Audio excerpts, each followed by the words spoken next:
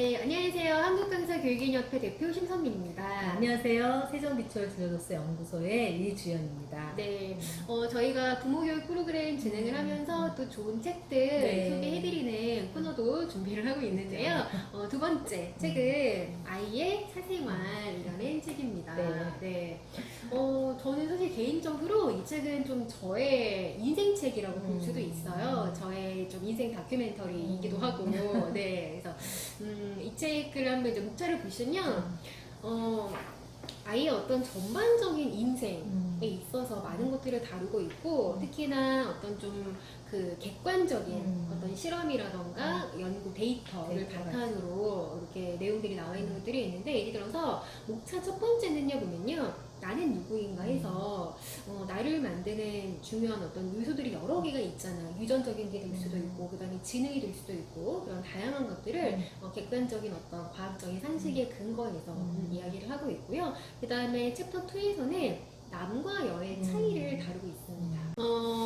이제 보통 우리가 예전에는 남자랑 여자랑 이렇게 구분을 하면 좀 차별이라는 그런 인식이 있었던 것 같아요. 물론 지금도 좀 그런 인식이 있을 수 있는데, 기본적으로 그럼에도 불구하고 성별에 따른 차이가 분명히 있잖아요. 그렇죠. 그걸 인정을 해야 되는 거죠. 네, 인정해야 되는 부분이 있기 때문에 이것도 역시 명확하게 뇌의 차이하고 그 다음에 성별이 왜 달린지에 대한 부분이 좀 명확하게 과학적인 근거를 통해서 우리가 알 수 있고요.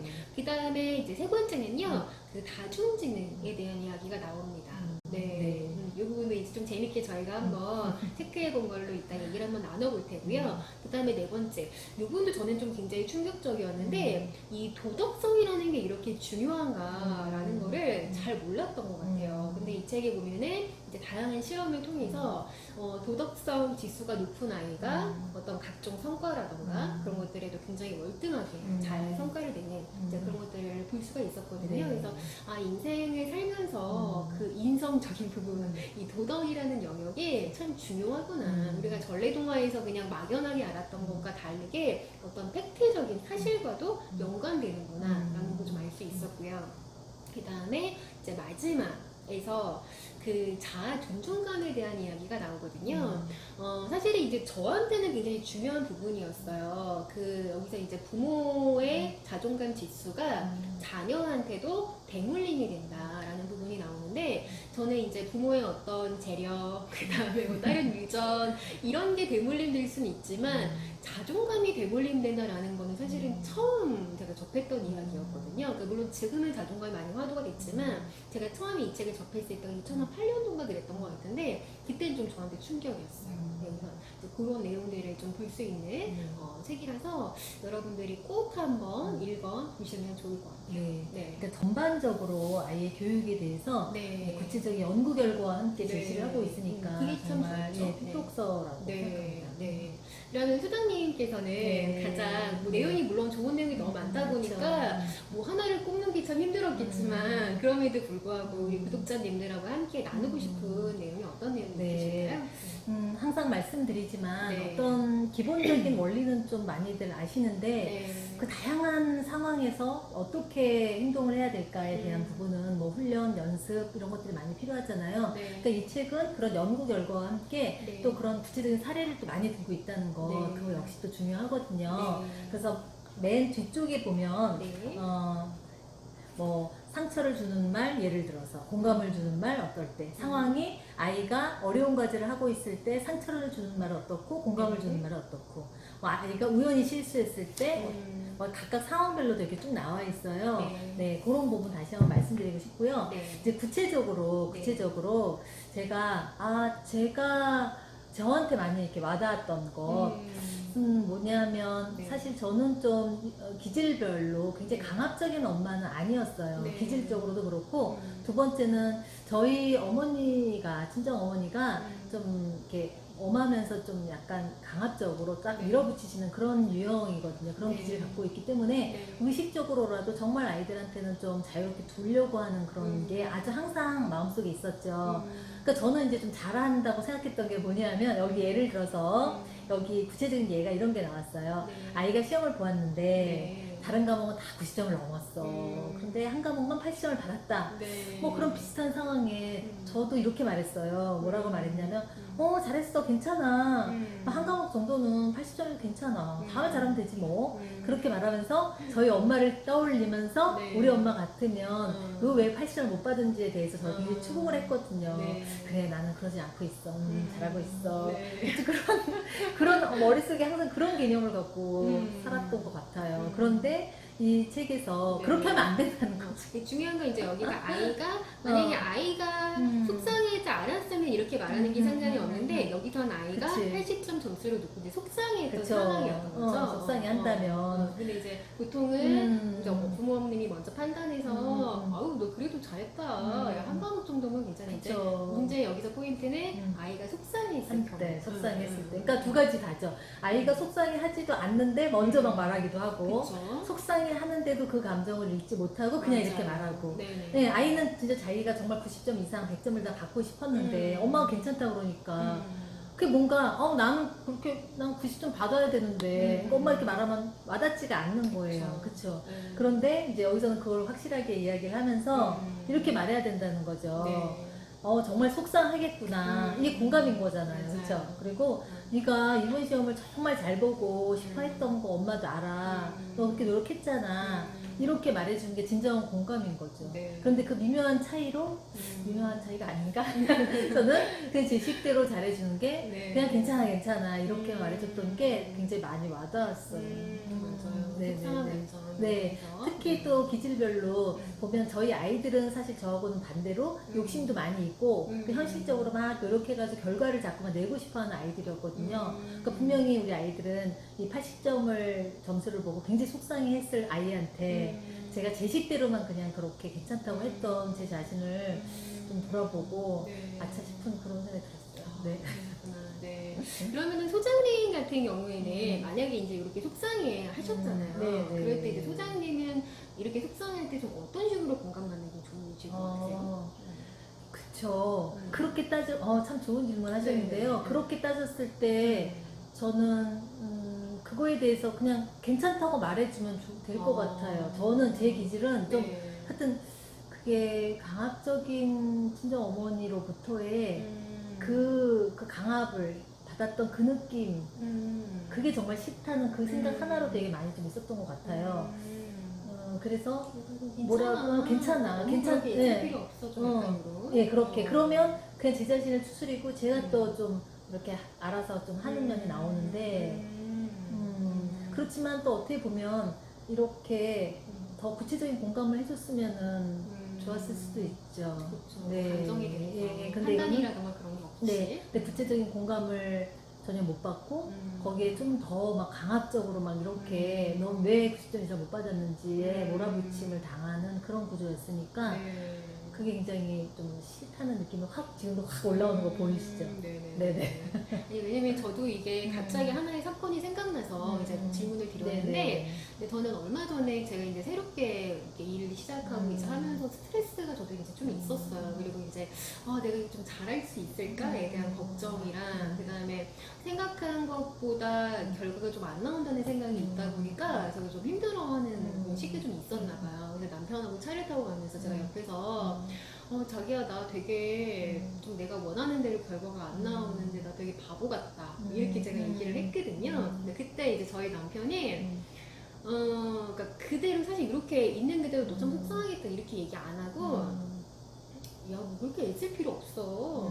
너 넌 잘하고 있어. 걱정하지 마. 이렇게 얘기하는데 제가 또 그때 굉장히 마음이 이렇게 뭉클했던 기억이 갑자기 떠올라서 좀 한번 공유하고 싶었네요. 네네네. 그러니까 다시. 그러니까, 네. 그래, 그런 거네요. 그러니까 남편분이, 네.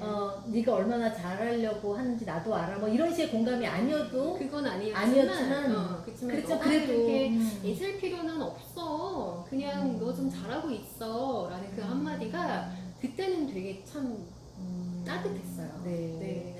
그렇게 따지면 저도 너무 아이들한테 죄책감을, 그러니까 저도 그런 식의 아이들을 좀 그쵸, 그게 한 그쵸. 거죠. 네, 그러니까, 그래서 우리가 항상 그런 것 같아요. 같아요. 이게 이런 이제 부모교육 서적이 물론 이제 우리가 도움 되려고 하는 건데 네네. 너무 이제 프레임에 우리가 그 안에서 나는 못하고 있어, 잘하고 있어를 평가하기보다는 우리의 상황을 그때그때 좀 해석해 보면서 나는 어땠고 그때는 어땠고 좀 이렇게 계기로 삼아보는 것도 괜찮다는 생각이 지금 순간 잠깐 그쵸. 들어요. 네, 그렇죠.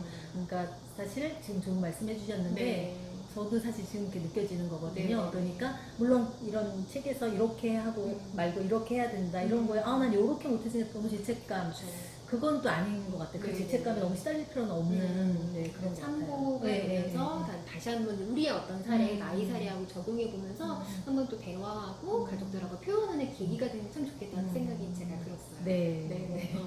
그다음에 제가 소개해드리고 싶은 부분은요. 저는 이제 이 부분이었어요. 348페이지에 보면은 여기 이제 그 실험을 해요. 어떤 이제 실험을 통해서 부모님의 어떤 자존감 지수가 얼마나 이 아이들의 자존감 지수하고 연관이 되어 있나 하는 실험이 나오거든요. 그래서 그 퍼즐을 아이들한테 맞추게 하는데 의도적으로 하나의 퍼즐을 이제 잘못된 퍼즐을 놓고 이거를 아이들이 이렇게 낑낑거리면서 하고 있을 때 부모님의 어떤 양육 태도가 얼마만큼 이 아이의 어떤 자존감과 연관되는가 하는 실험이 나왔거든요. 저는 사실은 이 실험이 굉장히 좀 충격적이었어요. 그러니까 그 아동기의 어떤 경험하고 그 다음에 부모님의 양육 태도과 그 부모의 자존감 지수가 아이들한테 이렇게 대물림이 되고 있구나라는 걸 좀 알 수 있는 척도였거든요. 그래서 저는 이 부분이 정말 많이 저한테는 충격이었어요. 이 책을 보고 저 다큐멘터리 봤을 때. 그래서 과연 그렇다면 내가 물려받은 거는 뭐고 그 다음에 내가 내 아이한테 지금 물려주고 있는 게 뭘까를 좀 점검해보는 계기가 됐거든요. 네, 그래서 굉장히 좀 중요한 저한테는 화두였죠. 우리가 지금 우리 이 부모 교육의 그 중요한 테마가 네. 지금 말씀하신 거잖아요. 네. 예, 그러니까 부모님으로부터 우리가 받고 또 우리 안에 있는 것이 아이들에게 전달되고 이런 큰 맥락에서 보자는 네, 그런 네, 말씀해 네. 주신 것 같아요. 네. 그래서 이제 여기 보면은 이렇게 나오는데, 우리 부모에 대해서 이제 어떻게 좀 설명할까라는 부분에 인터뷰가 나왔어요. 근데 이제 어떤 분은, 두 분은 많이 다르셨어요. 아버지는 되게 무뚝뚝했고, 아들들을 차별했고, 뭐 어머니는 따뜻했고, 정이 많으셨고, 너무 엄격하셨고, 이제 이렇게 하는 이제 우리가 보는 이제 부모님의 어떤 패턴이라든가 모습이 있었을 거 아니에요. 그러니까 그만큼 우리 아이들도 우리를 분명히 그렇게 보는 부분이 그쵸. 있을 텐데, 과연 그러면 나는 이 아이의 시선에서 나를 과연 보고 있는가를 한번 돌아보는 계기가 됐었거든요. 그래서 한번 돌아보고 내가 아이의 입장이라면 나는 과연 어떤 엄마일까. 그 다음에 이런 있던 상황에 나는 참 잘한다고 하는데 아이도 과연 그렇게 느끼고 있을까를 좀 점검해 보는 계기가 됐었죠. 네. 아, 지금 말씀하시니까 정말 이제 아이들 다 큰 아이, 그 다음에 말씀드린 것처럼 또 교육 분야이기도 하고, 네. 엄마가 또 이렇게 부모 교육을 하니까 이제 이야기를 많이 하는데요. 네. 딱 아이들이 그 얘기를 하더라고요. 이제까지 엄마가 우리한테 아무리 잘해줬어도 엄마식으로 잘해준 건 하나도 고맙지가 않다. 그래서 구체적으로 얘기를 해봐. 그랬는데, 그런 얘기들을 이제 뭐 나중에 좀 더 얘기하겠다 그러면서 네. 그냥 뭐 엄마를 생각해서 그러는 건지 구체적인 건 뭐 별 생각 안 나. 이렇긴 하지만 아이들이 정말 딱 정리를 해서 얘기를 하더라고요. 네. 그래서 맞아요. 그러니까 그 대화가 참 중요한 부분이 이제 우리가 보통은 이렇게 부모 교육, 뭐 부모 공부를 하면 아이한테 뭔가 좀 훈계하고 가르쳐야 된다고 생각하는데 사실은 그렇지 않아서 이 아이하고도 정말 우리가 이렇게 대화하는 것처럼 쌍방향의 대화가 되는 게 정말 중요한 것 같아요. 그래서 물어보고 자꾸 확인 한번 해보고 체크해보고 점검해보고 네. 제가 좀 개인적으로 그 점검이라는 단어를 되게 중요하게 생각해요. 그 우리가 가정에다 보면은 뭐 정수기나 그다음에 비데나 뭐 공기청정기 이런 거 다 사용하시잖아요. 저희도 이제 사용을 하는데 그러면은 그 한 뭐 3개월, 4개월에 한 번씩 코디분이 오셔서 점검을 해주시잖아요. 근데 저는 한번 생각해 본 거예요. 과연 우리가 이 기계만큼 우리 아이와의 관계 또는 가족과의 관계를 점검하고 있을까? 네. 생각해보면서 그렇지 않은 경우가 참 많은 거예요. 그래서 뭐 자동차도 우리가 타면은 점검을 받아야만 안전운전 할 수 있는 것처럼 점검하는 거 정말 중요한 부분이구나.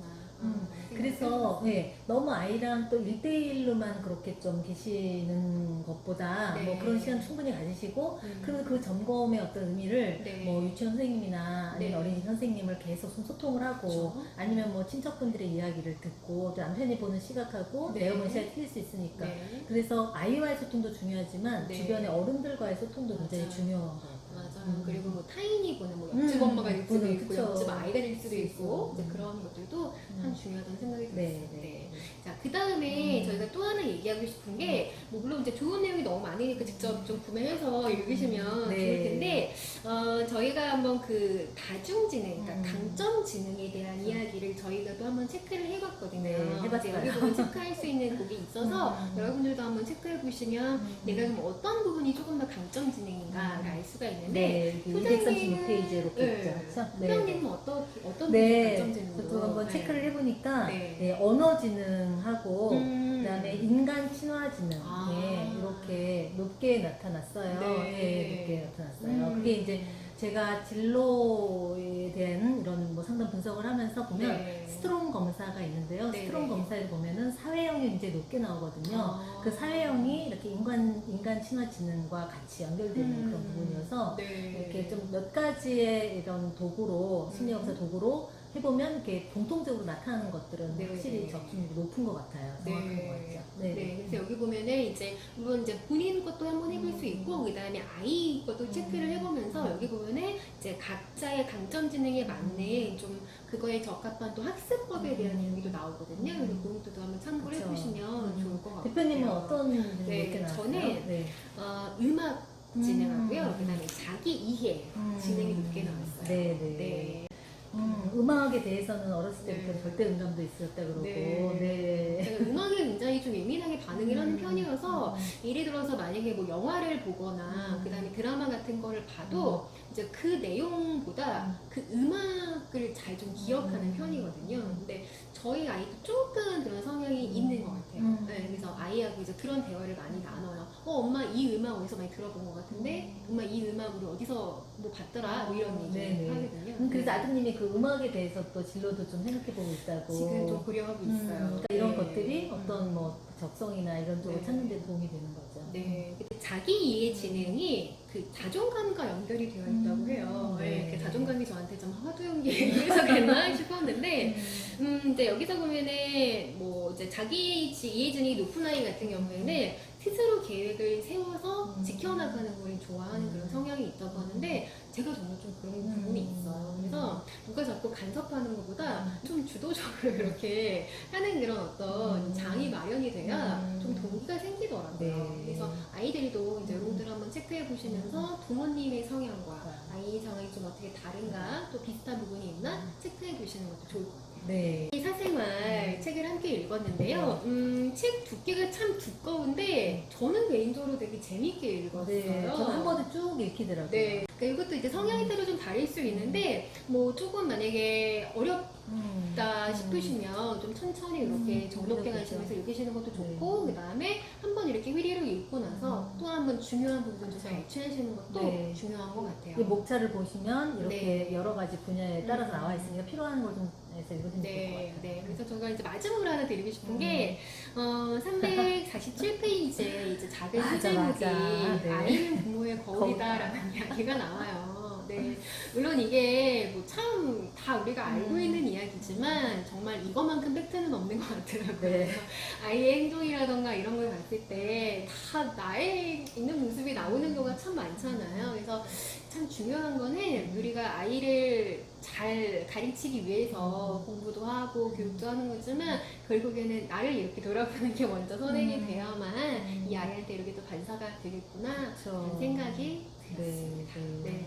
그래서 아이를 키운다는 건 내 자신이 더 성숙해지고 네. 어른이 되어가는 과정과 함께 되는 것 같아요. 네, 맞습니다. 그래서 여러분들 저희도 많이 노력할게요.